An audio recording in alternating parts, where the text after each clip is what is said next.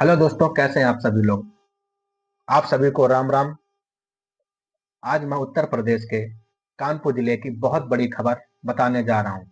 यह खबर सुनकर आपका हृदय टूट सकता है। जी हाँ, एक लड़की ने अपने प्रेमी को फोन किया और प्यार से बोली, सुनो बाबू, अब हमको तुमसे प्यार नहीं है। अब हमको तुम्हारे दोस्त से प्यार और लव है। और लड़की बोली कि अब बार बार मुझे फोन मत करो।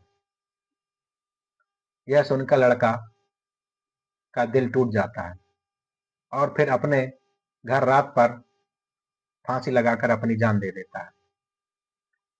लड़का कक्षा 12 में पढ़ता है। उसकी उम्र 17 वर्ष रहती है।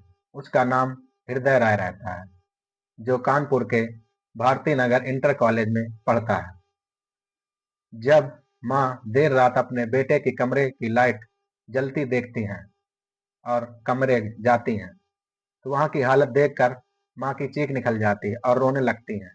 जब घर वाले भी यह नज़ारा देखते हैं तो वह भी रोने लगते हैं और चीखने लगते हैं। जब घर वाले जल्दी जल्दी से फांसी की रस्सी खोलकर अपने बेटे को हॉस्पिटल ले जाते हैं, तो वहां डॉक्टर बोलते हैं इसकी मृत्यु हो गई है। लड़के की पहचान 17 वर्ष हृदय राय के नाम पे होती है। वह लड़का यशोदा नगर के ब्लॉक में रहता है। उसके पिता कानपुर देहात के मुख्यालय में एक ढाबा रहता है, बहुत बड़ा। वह लड़का अपने परिवार का एक लौता लड़का रहता है। उसकी दो सगी बहन रहती हैं, जिनका नाम वंशिका और नाविका रहता है, जिनका वह अकेला भाई रहता है। परिजनों का कहना है कि बुधवार रात को हृदय ने खाना खाया और अपने कमरे पर चला गया और उसकी उसी रात वह फांसी लगाकर आत्महत्या कर लेता है। जब इस मामले की जांच और जानकारी पुलिस को दी जाती है, तो पुलिस मौके पर पहुंचती है और शव को ले जाकर पोस्टमार्टम के लिए भेज देती है। हृदय के पिता ने बताया पुलिस को, उनके बेटे के फोन पर एक ऑडियो मिला है जिसमें हृदय अपनी गर्लफ्रेंड से बात करता है। हृदय के फोन की लास्ट कॉल उसकी गर्लफ्रेंड की बताई जा रही है। प्रेमिका ने हृदय के फोन पर कहा, मैं तुम्हारे लिए अब प्यार नहीं करती और ना ही पसंद करती हूँ। और बोलती है, मुझे अब तुम्हारे दोस्त पसंद आने लगा है और मैं उससे प्यार करती हूँ। अब मुझे तुम अब छोड़ दो। अब तुम्हें अब तुम मुझे बार बार फोन मत करो। यह प्रेमिका बोलती है। जब लड़के ने कहा कि मैं तुम्हारे बिना मर जाऊंगा, तो उसने कहा कि तुम्हें जो करना है करो, मरना है मर जाओ। गर्लफ्रेंड की यह बात सुनकर हृदय के दिल पर बात लग जाती है और उसने अपनी जान दे दिया।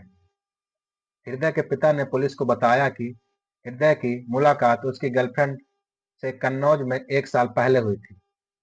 जब वह एक कन्नौज की शादी में शामिल होने गया था, तभी की दोनों लोगों की जान पहचान होती है और दोनों लोग फोन पर बातचीत करने लगते हैं।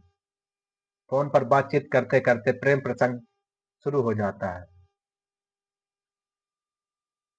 और एक दूसरे को प्यार करने लगते हैं। अब पुलिस ने हृदय का फोन जब्त कर लिया और मामले की जांच शुरू कर दी है। फॉरेंसिक लैब में हृदय का फोन भेज दिया है। मैं बच्चों के माता पिता से कहना चाहता हूँ कि बच्चों को फोन से दूर रखें, कोचिंग से दूर रखें, घर से जाने ना दें। अब लोग कहेंगे, कोचिंग क्यों नहीं जाने दें, घर से दूर क्यों रखें। अगर आपने बच्चों को जीवित रखना है तो आज की दुनिया में जितना हमारा देश स्मार्ट होता जा रहा है, उतना ही लोग मौत का कारण बनते जा रहे हैं। सबसे ज्यादा हमारे देश में प्रेम प्रसंग की कहानियां चालू हो गई जब से स्मार्टफोन आ गया है लोगों के पास।